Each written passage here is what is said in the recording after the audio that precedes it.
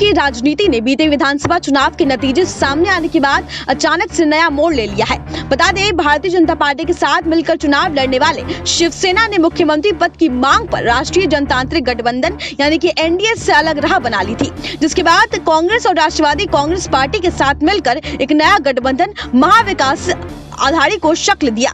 हालांकि हाल ही में सरकार ने 1 साल का कार्यकाल पूरा किया है।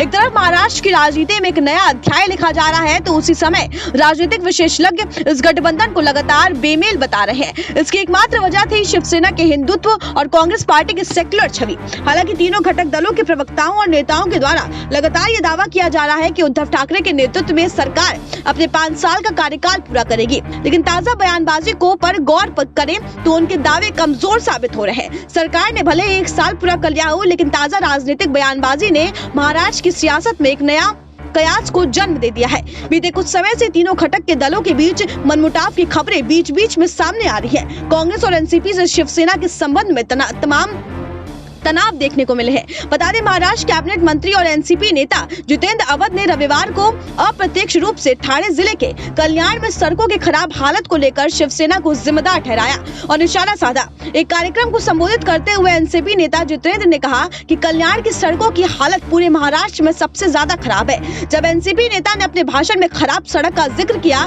तो उस वक्त मंच पर स्थानीय शिवसेना विधायक विश्वनाथ भोईर मौजूद थे। यहाँ ध्यान देने वाली बात यह है कि कल्याण डोंबिवली नगर निगम में शिवसेना का शासन है। वही सीटों की संख्या के लिहाज से एनसीपी महाविकास आघाड़ी सरकार में दूसरे नंबर की पार्टी है। बता दें, औरंगाबाद शहर का नाम बदलने को भी लेकर महाराष्ट्र में सत्तारूढ़ महाविकास आघाड़ी सरकार में शामिल शिवसेना और कांग्रेस के बीच रविवार को तीखी बहस हुई। मुख्यमंत्री उद्धव ठाकरे नीति पार्टी ने कहा कि यदि किसी को क्रूर और धर्मात्म मुगल शासक औरंगजेब प्रिय लगता है तो इसे धर्मनिरपेक्ष नहीं कहा जा सकता। पलटवार करते हुए कांग्रेस ने शिवसेना और विपक्षी भाजपा पर नाम बदलने को लेकर रणनीतिक आरोप भी लगाया। उसने पूछा कि पिछले 5 वर्षों से महाराष्ट्र में सत्ता में रहने के दौरान उन्हें ये मुद्दा याद क्यों नहीं आया।